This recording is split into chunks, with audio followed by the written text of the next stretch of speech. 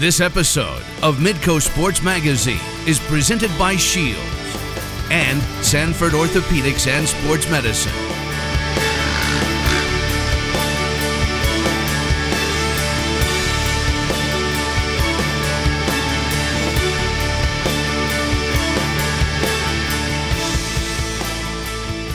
Hello, welcome again to Midco Sports Magazine. In this month's edition, we have athletes that are finding a way.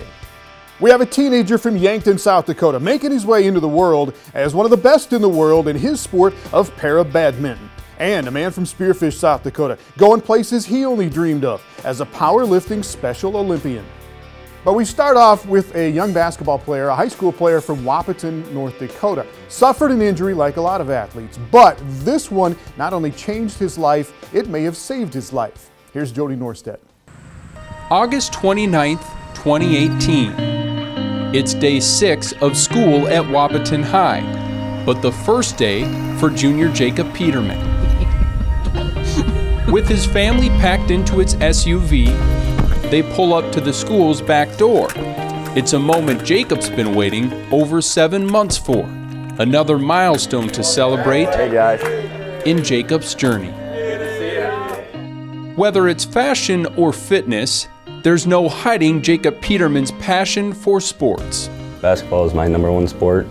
I love to play that a lot. I started off in 2nd grade with just our small little Wahpeton team. His height helps. As a 6'3" sophomore, Jacob was off to an outstanding start on the JV team, and his coaches were taking notice. On the night of January 12th, in this gym in Devil's Lake, coaches had big plans to promote number 34 to a full-time varsity player. But before the game, Jacob's night went from promise to painful. We were just in warm-ups, and I go in for a layup, and I landed down on my left leg, and I just heard like a little crack. And when I hit the ground, I didn't really know what was going on. I kind of thought I had no pain. I just kind of looked over, and my leg was, one way was going left and the other was going right in the femur bone area. 200 miles away back home in Wahpeton, a busy schedule prevented Jacob's parents, Tim and Connie, and his sister from making the long drive. So when they got a phone call from a parent of Jacob's teammate, they knew something was up. And she just said, "Connie, I think Jacob is hurt." And I said, "Oh, okay, what's going on?" And she goes, "Well, they think it's his knee. They've got him in the trainer's room. I'll call you back." It was about a minute later, she called back and she said it's his leg. They pretty much think he broke his leg. Jacob's femur was split in 2. He eventually met his parents at the hospital in Grand Forks, but the pain was getting worse, and so was the news. Surgeon came in, he said, I can't do this. There's something else there. When you look at Jacob, he's this tall, strong, healthy kid, and he breaks the biggest bone in his body. So you think there's got to be something not right. Jacob was flown to the University of Minnesota Masonic Children's Hospital in the middle of the night. 2 days later, a biopsy confirmed his family's worst fear. Cancer had caused Jacob's broken leg. You wouldn't expect it. 16, young, you wouldn't expect. The blows to his already beaten down body continued. Dr. Brenda Weigel and the medical team told Jacob because of the size of the tumor, they'd have to wait to operate on his leg. The situation was quickly becoming complicated.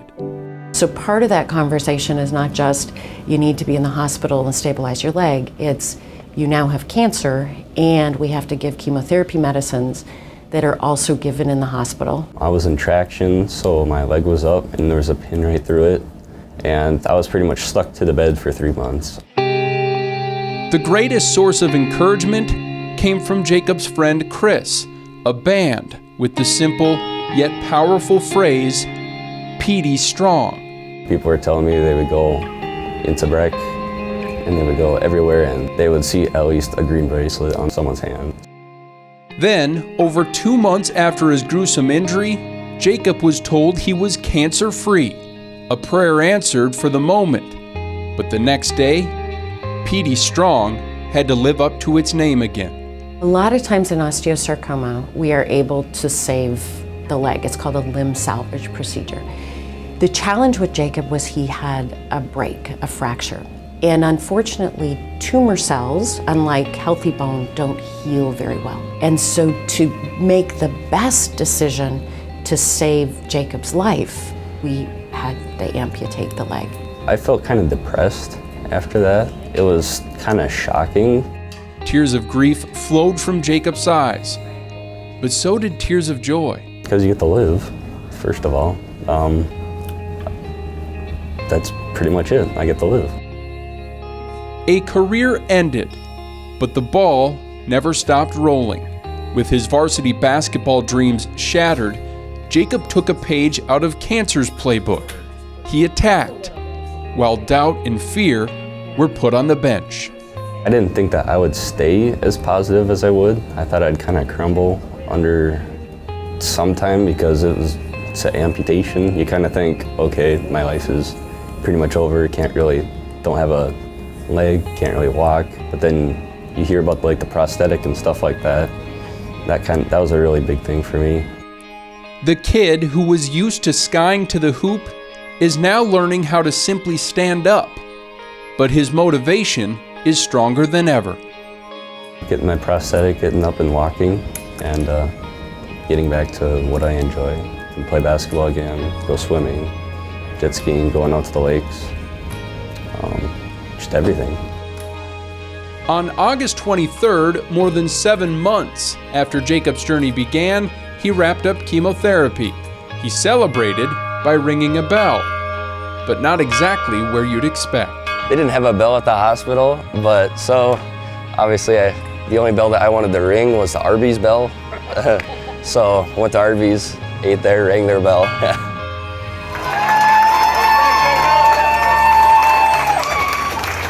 We don't get to choose our journey in life, but we do get to choose how we live the journey.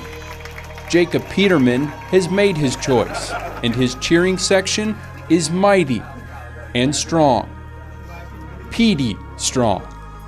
I want to be able to inspire people just off of what I've accomplished, staying positive through the whole thing.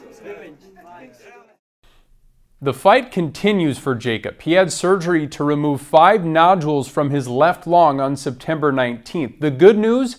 It wasn't cancer, which was a concern. He's recovering from that, but is scheduled for another surgery this week to remove some nodules from his right lung. So Jacob's journey is far from over, but he's already proven he's strong enough to handle just about anything. Up next on Midco Sports Magazine, a teenager from Yankton, South Dakota, raising a racket in his sport, laying out a grand plan for the near future that might include a trip to Tokyo in 2020. Midco Sports Magazine on Midco Sports Network is presented by Scheels and Sanford Orthopedics and Sports Medicine.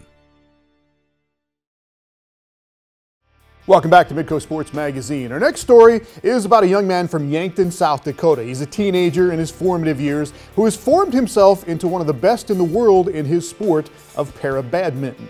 David Brown has his story. The concept of normality is fluid. What you may see as normal, others see as different. What Miles Krajewski sees isn't normal or different. It's just an opportunity, one that should be afforded to anyone, no matter how they're defined. I have a dwarfism called achondroplasia, so that means my bones don't grow as fast as normal people, well, average height people. We just learned as much as we could about the condition and what we wanted to, or what we needed to do. What the Krajewskis did was give Miles a toy, and it only grew from there. I go back to when he was first able to sit up, and we would put a ball in his hand and he would throw it across the room. We were like, wow, you know, he's got something. Sports just became part of the routine for Miles. Hockey, baseball, golf, all the usual suspects were there. But when he was 7 years old, Miles discovered badminton at the World Dwarf Games in Michigan. We found out that it was going to be a Paralympic sport, and that short stature was one of the classifications. And so when he found that out, he's like, Dad, I want to do badminton. It's fun, but it's hard work. With the 2020 Paralympics as a clear and obvious goal in the distance, Miles has started playing the long game, with a practice schedule that would rival even the greatest athletes. I usually train with my dad a few times a week, and then Friday night, Saturday morning, we come down here. And then sometimes Saturday afternoon, we train an hour and a half with my coach. Focus for me with Miles has always been, good execution of strokes, good grip, and then the footwork piece of it.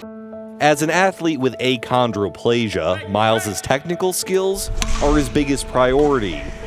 The weight of his head in proportion to the rest of his body means gravity has a greater impact on his movements. But there's nothing that can weigh down his passion. It's really hard because you have to cover the court. If you don't have the right footwork, it's hard. For him to be able to get to where he is right now with the amount of practice that he gets is very heartening, which tells me that we are on the right track, and then he also has a good future ahead. Miles's path has taken him around the world for international tournaments, with a passport more decorated than even the most adventurous nomads. Ireland, England, Northern Ireland, South Korea, Colombia, Canada, and Spain. He's done really well in the last year and a half. He's caught up with guys who are from Europe or Asia, where badminton is a really big game, and he's holding his own with some of the top guys. Those top guys, by the way, aren't always kids. In the short stature classification, Miles's main competition is actually in the 20 to 40 year age range. But this youth has a good serve. When he played in his first tournament, his first match was against a 30-year-old. And at that time, he was 10 years old. And he was actually pretty competitive with this player. I almost beat a guy, and he was like, I almost lost to an 11-year-old. And they said, well, he doesn't turn 11 until the day after the tournament. He said, that doesn't make me feel any better. Those feelings can be fickle and fleeting. For Miles's first opponent, it was just feeling lucky to get by. For Miles himself, it was a feeling he could reach his ultimate goal. He may work harder at his craft than most adults, but the feeling of being a kid hasn't left. He gets an opportunity to play a game he loves. He gets an opportunity to pursue a passion. And he gets an opportunity to grow. Sports teaches you so many different things in life and how to handle different things, and it was a natural fit for him to learn how to face adversity. I'm showing them that they can make their goal if they try hard. He's a great example of showing us to make the most of what you're given. And joined by David Brown. How you doing, Brownie? Doing good. Good to see you, man. Doing great. Talk about Paralympics. When people hear Paralympics, they think paraplegic, they think missing limbs, but Paralympics covers a lot of things, does it not? Yeah, it covers a lot of ground. For instance, specifically in para-badminton, which Miles is competing in, there's no less than 6 different classifications. Because he has achondroplasia, he qualifies in the short stature classification. There are different classifications for those who are missing limbs, like an arm or a leg. All right, but the Paralympics are coming up in Tokyo in 2020. Is he qualified? Does he have to do something to get qualified for those games? The qualifying procedure starts January of 2019, so Miles is going to have to compete in a lot of different regional and national tournaments, and depending on how he places in those tournaments, that determines if he qualifies for the 2020 Paralympics in Tokyo. He has to get in the top 5. As of right now, in terms of rankings, he's just outside the top 5, so he definitely has a chance right now, but even if he doesn't make it in 2020, pretty much everyone we talk to, his parents, his coach, Miles himself, think at the minimum he'll get to the 2024 Paralympics in Paris, France. Nice, because he's got some time. He's a young guy. He's not even in high school yet. Yeah, he's 13. But he is in school, and he's got to keep up with school while he's doing all this, right? Absolutely. That was kind of one of the biggest questions I had coming into this is, considering his international travel, how in the world do you keep up with all this schoolwork? And he's at Sacred Heart Middle School in Yankton. He's a 7th grader this year, and everyone there is incredibly supportive of him, the teachers especially, and his parents don't let him put education on the back burner. When he's traveling, they get his homework in advance so that he's able to do it and doesn't fall behind in any of his classes. And in a weird way, that actually helps him focus a little bit more, because while he's prepping for a para-badminton tournament, he has extra homework at the exact same time. So regardless of how this turns out for Miles in 2020 or 2024, education is still at the forefront, at least until he graduates high school. We'll see where he goes from there. But education, training for para-badminton at 13 years old, that's pretty impressive. All right, good stuff. Good story, buddy. Thanks a lot, David Brown. More Midco Sports Magazine is coming up. But first, mechanics and mobility in golf in the science of sports. Sports science is really understanding the physiology and the biomechanics behind athletic performance and health and safety. The golf swing is very complex, and it involves proper technique and adequate mobility to be able to perform it correctly. Mobility is the ability to move freely and generate force through a wide range of motion. What's somewhat unique in the sport of golf is the necessity to have a lot of rotational movement. That really works through the hips, so the hips have to be able to be mobile and free. Those are some of the exercises that Andre was working on, is improving his mobility, working through the range of motion. Whether you're a beginner or a professional, proper mobility will improve your performance and help improve your game.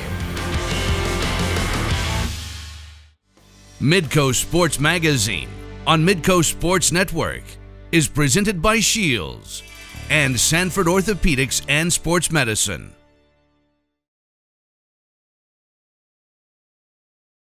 Welcome back to Midco Sports Magazine. You can't always get what you want, I have heard, but if you try, you might get what you need, and it might be better than what you thought you wanted in the first place. That is the case with our next athlete from Spearfish, South Dakota. Our producer, Josh Muntz, has his story. I've been competing in powerlifting for about 5 or 6 years. Boom, rack. I hope to get around 460 or 470 on squat today. Trevor is so focused. He knows he has to go out and he has to squat, and he knows exactly what to do when he approaches the bar. My favorite part of powerlifting is when you hit your PRs and you go up to the stands and receive your awards. My name is Brent Steinbach. I live in Spearfish, South Dakota, and I am Trevor Tridle's powerlifting coach. I've been powerlifting for about 15 years competitively. My name is Tracy Steinbach, and I am one of Trevor's powerlifting coaches. Well, we got involved about 10 years ago when we learned that our granddaughter had some developmental disabilities. Our granddaughter Ava Lee, who has cerebral palsy and autism, drew us to combining the two to create a team of Special Olympian powerlifters. Start. The name of our team is West River Powerlifters. Powerlifting isn't really what people think of when they think of Special Olympics and people with disabilities and opportunities for people with disabilities. And what we found is that actually it's an opportunity that anyone can have and anybody can do, no matter what their ability or disability is. We've had athletes that have had amputations, blindness. They may not be able to hear. Anybody that wanted to be involved with our team, we found something for them to do. I don't think they really thought what we were going to do was what we were going to do. I think they thought we were going to bring them in, we were going to ride some bikes, maybe walk around the gym. And what we knew was powerlifting. And so we just developed a team of powerlifters, not knowing how it would fit into Special Olympics, not knowing if it would fit into Special Olympics. To watch one of our lifters come off the platform after a successful attempt, regardless of the weight, it's just totally inspiring. By far, we have gained more than anything we could ever give. There's a whole world out there of people that in the disabled community that just need an opportunity.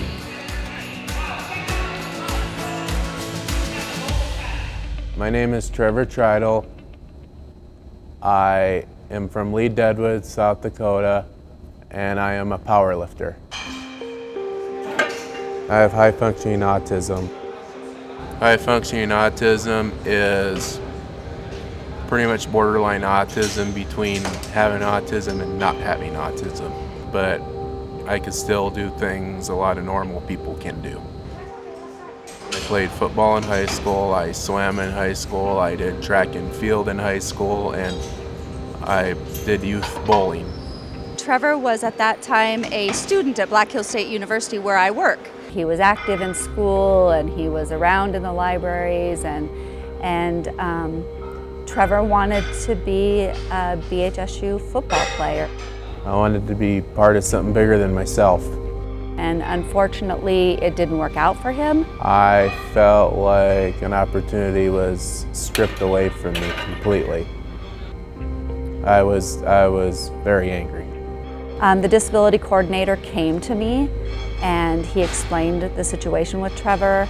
He asked me if we would be willing to introduce him to our group and see if he would be something he would be interested in. And when Trevor came, we could tell that he came with the attitude that I'm not going to like this.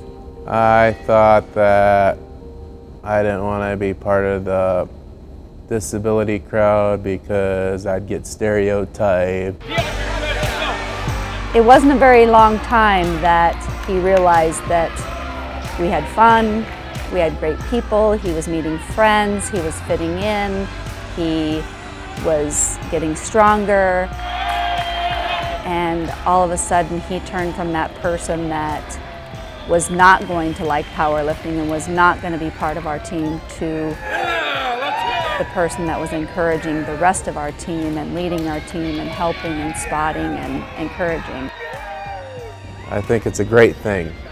The competition, the camaraderie, and I also like the people and the different places I go to. I'm going to Abu Dhabi, United Arab Emirates for the 2019 World Special Olympic Games. South Dakota was entitled one athlete to go to Worlds, and they filled that slot with Trevor. So I'm very excited about it. So I get to go meet people from different countries and get to go learn a different culture and get to go compete.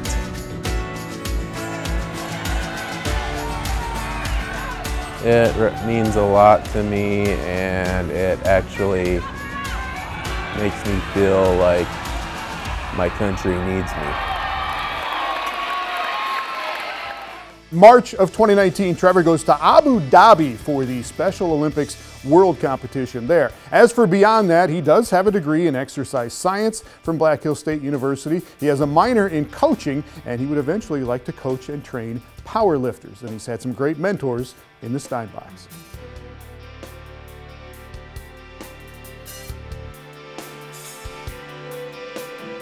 Thanks for watching. You can find this episode and all episodes of Midco Sports Magazine on YouTube and on Instagram, IGTV. This has been Midco Sports Magazine, presented by Scheels and Sanford Orthopedics and Sports Medicine.